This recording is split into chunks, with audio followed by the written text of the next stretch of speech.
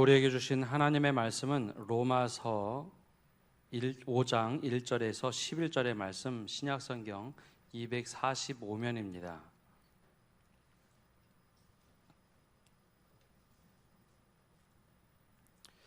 이제 하나님의 말씀을 봉독합니다. 그러므로 우리가 믿음으로 의롭다 하심을 받았으니 우리 주 예수 그리스도로 말미암아 하나님과 화평을 누리자. 또한 그로 말미암아 우리가 믿음으로 서 있는 이 은혜에 들어감을 얻었으며 하나님의 영광을 바라고 즐거워하느니라.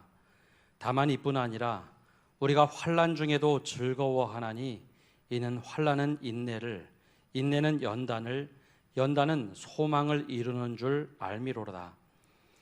소망이 우리를 부끄럽게 하지 아니함은 우리에게 주신 성령으로 말미암아 하나님의 사랑이 우리 마음에 부은 바 됨이니 우리가 아직 연약할 때에 기약대로 그리스도께서 경건하지 않은 자를 위하여 죽으셨도다. 의인을 위하여 죽는 자가 쉽지 않고 선인을 위하여 용감히 죽는 자가 혹 있거니와 우리가 아직 죄인 되었을 때에 그리스도께서 우리를 위하여 죽으심으로 하나님께서 우리에 대한 자기의 사랑을 확증하셨느니라. 그러면 이제 우리가 그의 피로 말미암아 의롭다 하심을 받았으니 더욱 그로 말미암아 진노하심에서 구원을 받을 것이니 곧 우리가 원수 되었을 때에 그의 아들의 죽으심으로 말미암아 하나님과 화목하게 되었은즉 화목하게 된 자로서는 또 그의 살아나심으로 말미암아 구원을 받을 것이니라. 그뿐 아니라 이제 우리로 화목하게 하신 우리 주 예수 그리스도로 말미암아 하나님 안에서 또한 즐거워하느니라. 아멘.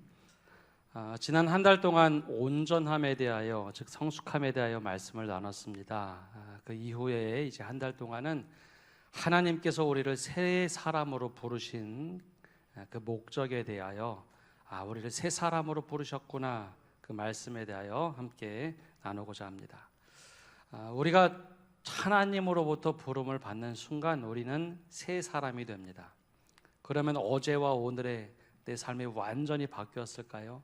아니요, 여전히 나는 똑같은 가족을 만나고 또 같은 직장을 다니고 일상을 살아갑니다. 바뀐 것도 아무것도 없는데 뭐가 바뀌었다고 하는가? 우리가 바뀌는 것은, 그래서 성경에서는 이것을 보고 회심이라고 합니다.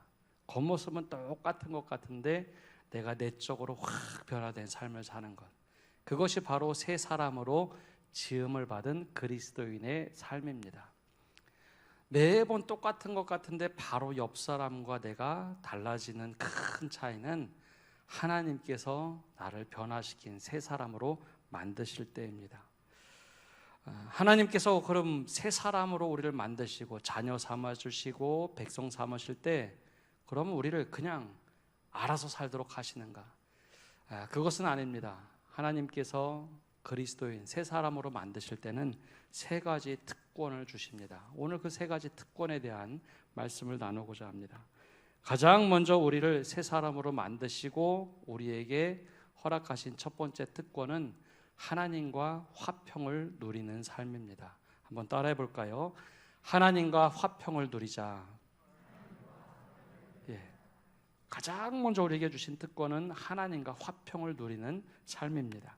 우리 1절 말씀 함께 읽어보겠습니다. 오늘 말씀 1절입니다. 그러므로 우리가 믿음으로 의롭다 하심을 받았으니 우리 주 예수 그리스도로 말미암아 하나님과 화평을 누리자. 아멘. 예수님으로 말미암아 우리가 믿음으로 의롭다 하심을 받았다라고 합니다. 믿음으로 의롭다라는 것은요, 단지 무죄라는 것을 좀 넘어갑니다. 법정에서 무죄하면 그 행동이 죄가 있느냐 없느냐를 따지는데요, 여기서 말하는 믿음으로 의롭다 하셨다라는 것은 그 행동 이전을 얘기합니다. 나 행동과 상관없이 너는 원래 의로운 사람이야. 그래서 이것을 보고 칭의라라고 부릅니다. 하나님께서 우리를 변화시키실 때 먼저 너 원래 의로운 사람이었어 라고 우리의 신분을 확 바꿔주십니다. 그리고 나서 그럼 우리 어떻게 살아야 되는가? 예수님으로 말미암아 하나님과 화평을 누리는 사람으로 살아가도록 이 특권을 주셨습니다. 근데 이 화평을 누리다라는 것이 쉬우면서도 어려운 말입니다. 원래 이 단어가 좀 오염이 많이 되어 있습니다. 처음 들어보시죠? 말이 오염됐다는 게 과연 무슨 뜻인가 하면 이 처음 성경이 기록됐던 그 시대로 거슬러 올라가 봐야 합니다. 원래 화평이란 단어가 그 당시에도 많이 쓰여졌습니다. 근데 성경에서 말하는 화평과 당시 로마에서 쓰던 화평이라는 개념이 좀 달랐습니다. 오염이 되어 있다는 거죠. 로마 사람들은 그렇게 얘기했습니다. 로마의 평화가 있다라고 했습니다.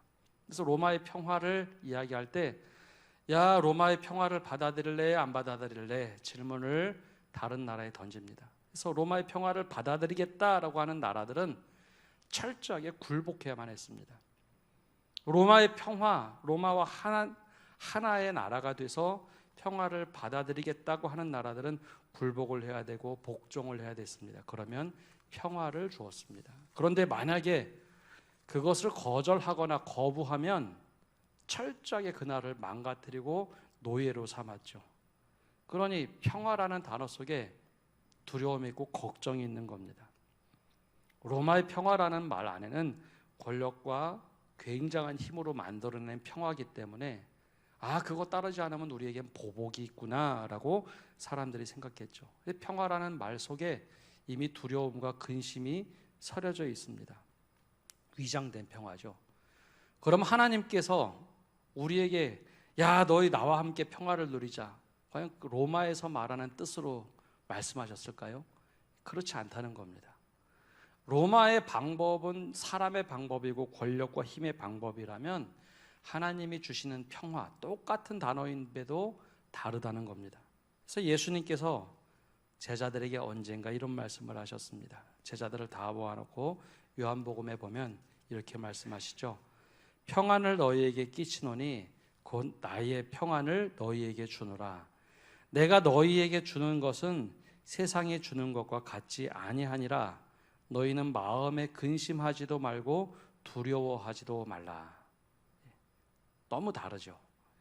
로마에서 말하는 평화는요, 받아들이지 않으면 근심과 두려움 속에서 그거를 받아야 되나 말아야 되나 걱정을 해야 합니다. 근데 하나님께서 예수님을 통해서 말씀하신 평화는, 내가 말하는 평화는 세상과 다른 평안이다, 평화다라 말씀하시며 평안을 너에게 주노라. 우리가 하는 것은 받아서 누리기만 하면 되는 그런 평화입니다. 그래서 이 말씀을 볼 때 지금도 여전히 우리는 세상의 가치의 평화로 착각할 때가 있습니다. 하나님께서 주신 평화, 하나님 뜻 따르지 않으면 벌 주시겠지, 잘못하면 꾸짖으시겠지, 때리시겠지, 두려움 속에서 그러고 하나님과 관계를 맺어간다면 그것은 위장된 평화입니다. 우리가 아까 찬양 부르듯이 주 날개 그늘 아래서 우리가 평안히 쉬리다 라고 하는 것이 진짜 평화고 평안입니다. 이 평화하고 평안은 같은 말을 좀 다르게 번역한 겁니다. 그럼 평화에도 수준이 있는데요, 싸우지 않고 갈등이 없는 것을 평화라고도 부릅니다. 근데 그런 평화는요, 그냥 우리가 힘으로 내 뜻대로 만들어가면 됩니다. 그냥 싸우지 않으니까 평화가 유지된다. 이것은 폭풍 속의 고요함이죠. 폭풍 전야와 같은 겁니다. 근데 여기서 말하는 평화는 같이 있으니까 너무 행복하고 기쁘다라는 게 평화입니다. 하나님과 함께 있는 것 자체가 너무 기쁘고 감사할 때, 그냥 마음이 푸근할 때, 그것이 바로 하나님과 누리는 평안입니다. 예수님으로 말미암아 하나님께서 원하시는 신앙의 모습, 새 사람으로 살아가는 모습은요, 하나님과 함께 동행하는 것이, 함께하는 것이 너무 기쁘고 감사한 겁니다. 사람 중에도 그런 분들이 있죠. 그냥 함께하는 것 자체가 그냥 마음이 그냥 푸근한 것. 보통 결혼하신 분들은 친정어머니와 함께하는 것을 평안하다고 합니다. 바로 그런 평안을 얘기합니다. 하나님이 우리에게 새 사람으로 지으시고 과거와 이젠 단절하고 나와 원래는 원수였지만 나하고 화평을 누리자. 이것이 우리에게 주신 첫 번째 특권입니다. 두 번째 특권은 우리에게 은혜로 초대하시고 은혜 가운데 거하며 살기를 원하십니다. 한번 따라해 볼까요? 은혜 안에 거합시다. 예. 하나님이 원하시는 것은 은혜 안에 들어와 사는 것입니다. 2절 상반절 말씀을 함께 읽어보겠는데요. 2절 말씀 상반절 읽어보겠습니다. 또한 그로 말미암아 우리가 믿음으로 서 있는 이 은혜에 들어감을 얻었으며, 예. 그로 말미암아라고 합니다. 예수님으로 말미암아 우리가 믿음으로 서 있다라고 하는데요.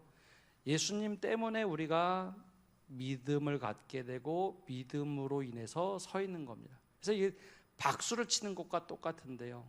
하나님이 먼저 팔을 내밀은 것이 예수님으로 말미암아 우리가 응답하는 것이 믿음입니다. 박수가 딱 쳐지는 것은 부르심과 응답이 맞아떨어져야 합니다. 그러면 하나님께서 그로 말미암아 우리가 믿음으로 서 있는데 그냥 서 있는 것이 아니라 어떻게 한다고요? 그 은혜에 들어감을 얻었다라고 말합니다. 그 은혜에 들어감을 얻었다라는 게 좀 독특한 표현인데요. 은혜에 있으면 이 거하는 것이 무슨 은혜에 들어감을 얻었다라고 표현했을까? 여기에는 두 가지 단어가 쓰여졌는데요. 들어간다라는 단어가 먼저 있습니다. 들어간다는 말은 보통 두 가지로 쓰여집니다. 하나는 예배 때 성소에 들어올 수 있는 사람이 허락됐다라는 뜻입니다.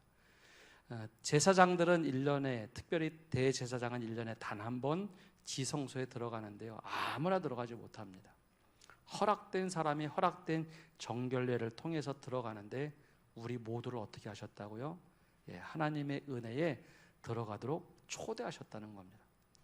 두 팔을 팍 벌리고서 우리를 끌어안아 주셨다라는 표현입니다. 또 하나는 들어간다라는 표현이 교회에서 쓰인 것이 아니라 밖에서 쓰일 때는 왕을 아련할 때 썼습니다.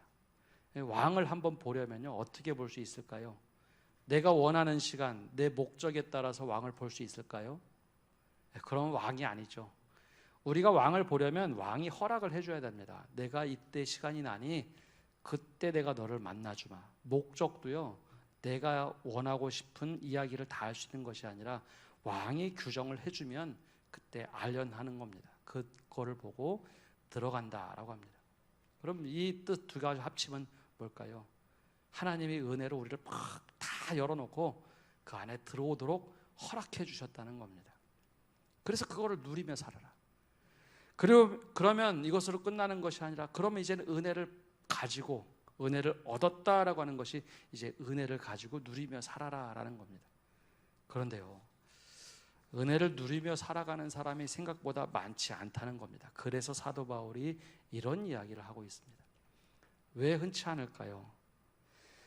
우리가 하나님을 믿기 전에 혹은 죄지며 살아가는 존재이기 때문에 사탄은 늘 우리를 속이면서 넘어지게 합니다. 너 그럴 자격 없다라고 끊임없이 얘기합니다. 한 주간 어떻게 살았길래 지금 나와서 예배할 수 있을까? 끊임없이 우리에게 속이고 도전합니다. 하나님께서 우리에게 은혜 주셨는데 그거 저버리고 살았잖아 하면서 계속해서 속이죠. 기도하고 싶어서 지난번에 또 기도하고 또 잘못했네. 내 마음속에 끊임없이 갈등을 일으키고 주저앉게 만듭니다. 그래서 믿음을 가지고 살지 못하도록 만드는 것이 바로 사탄의 속임수입니다. 하나님께서 원하시는 우리에게 주신 특권은 은혜 안에 들어올 수 있도록 다 허락해 줬으니 은혜를 가지고 살라고 하는데 사탄은 계속 공격합니다. 그렇게 사는 거? 믿음 갖고 어떻게 그렇게 살 수 있어? 너는 믿음대로 살지 못하는 사람이야. 끊임없이 공격하고 넘어지도록 하죠. 그래서 우리에게 필요한 것이 하나님의 은혜에 들어감을 얻도록 하는 삶입니다. 하나님이 다 해주신 거예요. 우리가 하는 것은 믿음으로 손바닥을 치는 겁니다. 근데 여기 한 가지 더 나가야 될 것이 있습니다. 그냥 믿음으로 들어가 살기 위해서는 믿음이 성숙하도록 성장하는 열망이 있어야 합니다. 한번 들어가서 끝이 아니라 여기에 나오는 단어들은 미완료라고 해서 한 번 끝난 것이 아니라 계속해서 지속되는 걸 말합니다. 아직 끝나지 않은 채로 계속 은혜 안에 거하는 것. 그래서 믿음이란 것이 한순간에 나 믿었다가 아니라 믿음이 계속 성숙해져 가도록 내가 기도하고 나가야 이 은혜 안에 거하는 삶이 됩니다.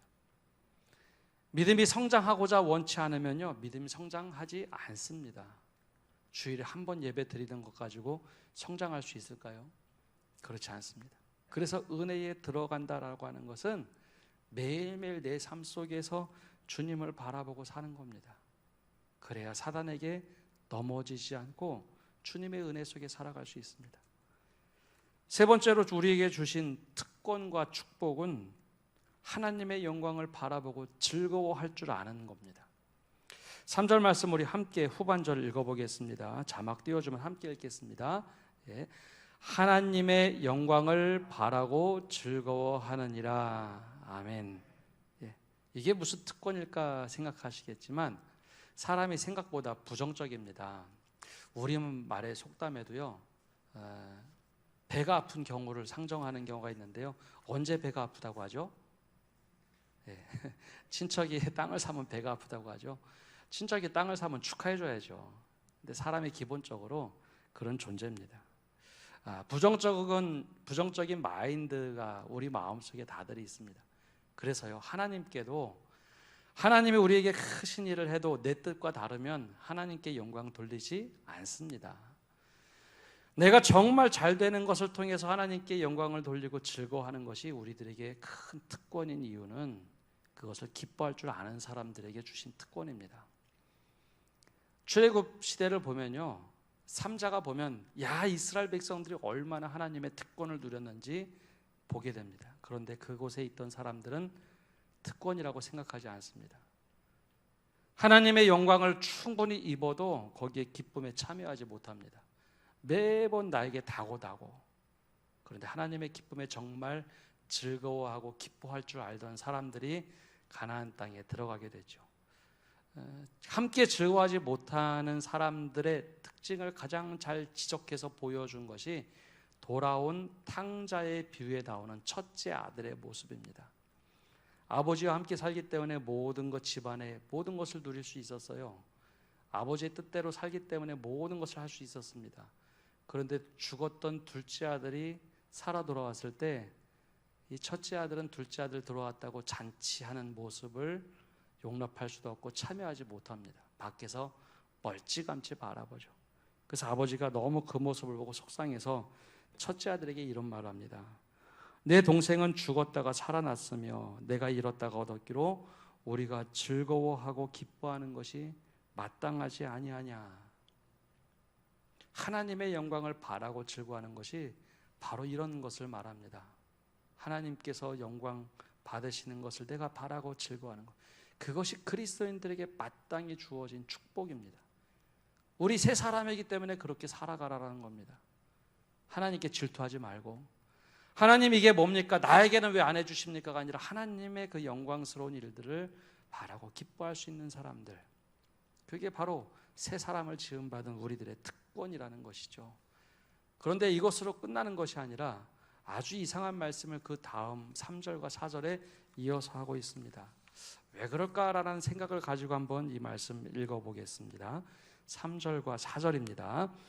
다만 이뿐 아니라 우리가 환난 중에도 즐거워하나니 이는 환난은 인내를, 인내는 연단을, 연단은 소망을 이루는 줄 알미로다. 아멘.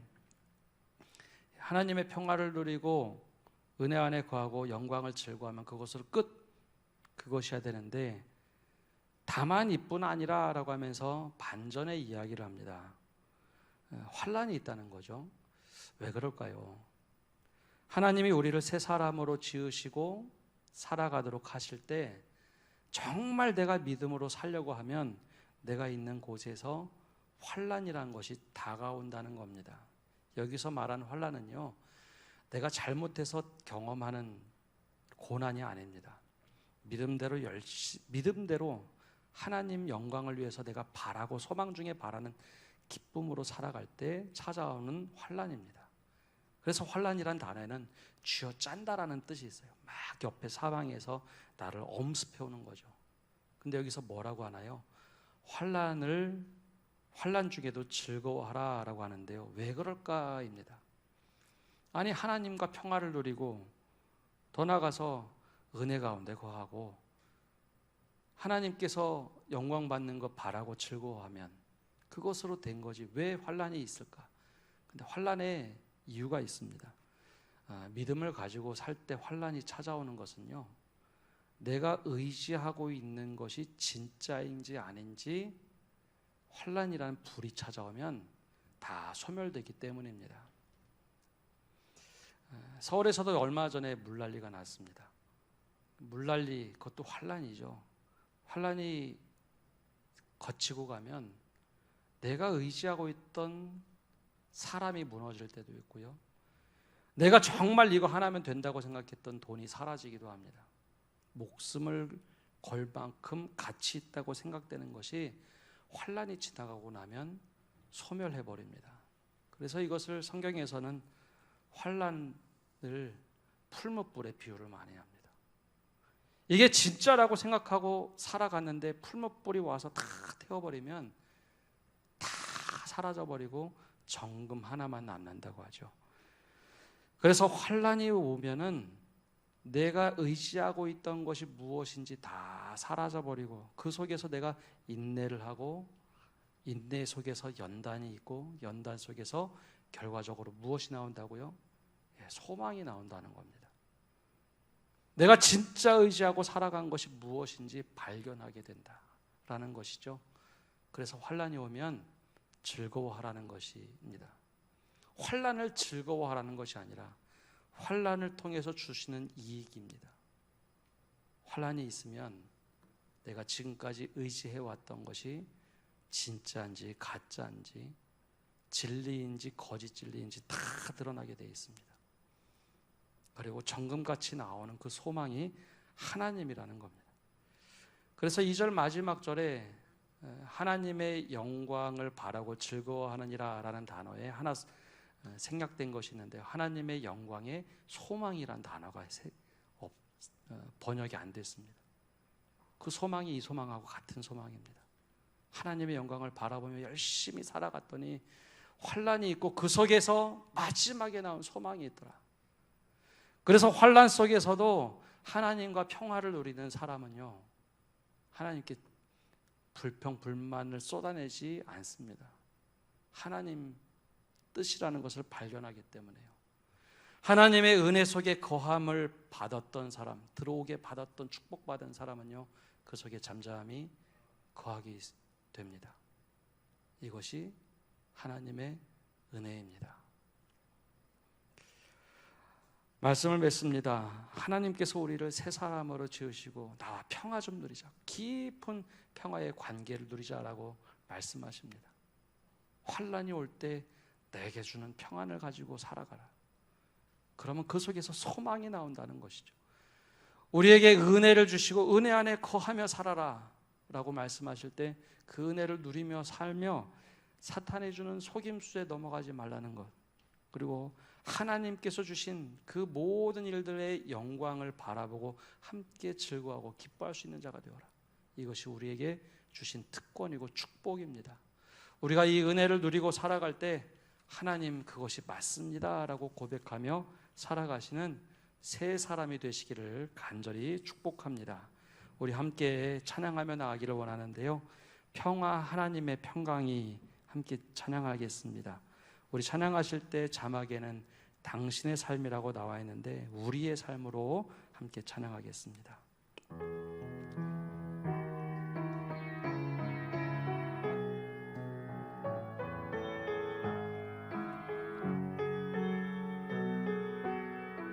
평화 하나님의 평강이, 평화 하나님의 평강이 우리의 삶에 넘쳐나기를, 평화 하나님의 평강이 우리의 삶에 가득하기를 축복합니다. 평화 하나님의 평강이, 평화 하나님의 평강이 우리의 삶에 넘쳐나기를.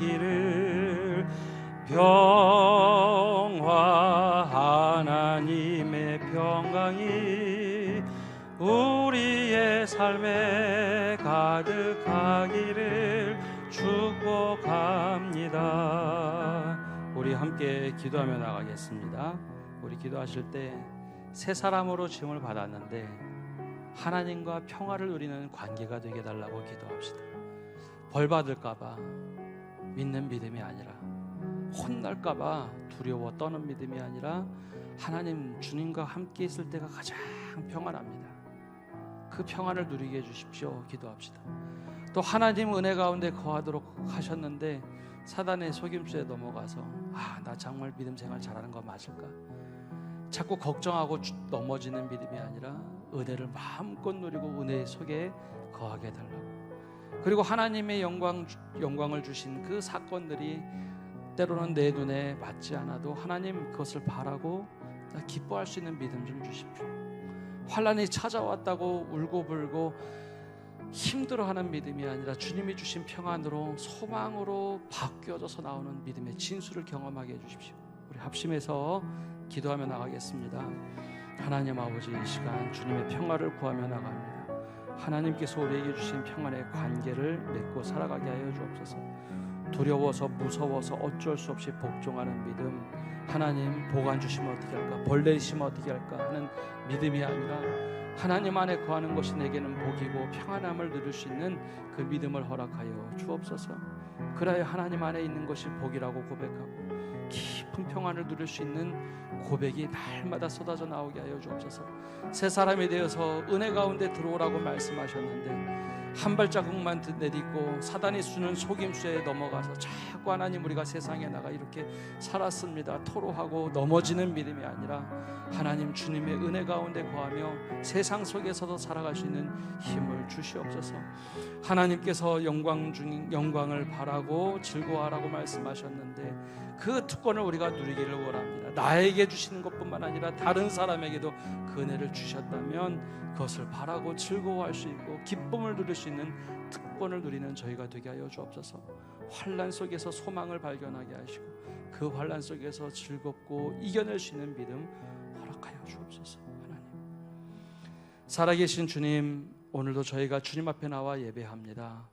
우리에게 평화의 관계를 만드시기를 원하시는 주님, 그 뜻을 잘 기억하며 주님과 함께하는 것이 평안이고 내게는 복이라라고 고백하는 믿음 갖게 하여 주옵소서. 주님의 은혜 가운데 잠잠히 거하며 사단의 속임수에 넘어가는 것이 아니라 주님의 은혜를 누리고 살아가는 저희 되게 하여 주시고 하나님께 영광 돌리는 것을 바라고 즐거워할 줄 아는 사람이 되게 하여 주옵소서.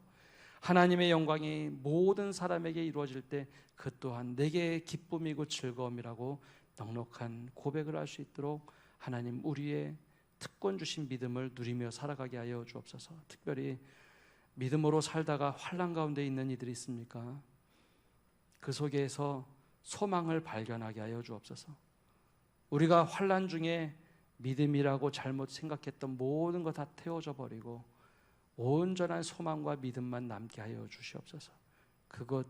그 과정 속에 이것이 다 산화가 돼서 성숙해져서 즐거움으로 변화되는 그런 믿음 갖게 하여 주시옵소서. 모든 것 주님께 맡겨드리며 예수님의 이름으로 기도합니다. 아멘.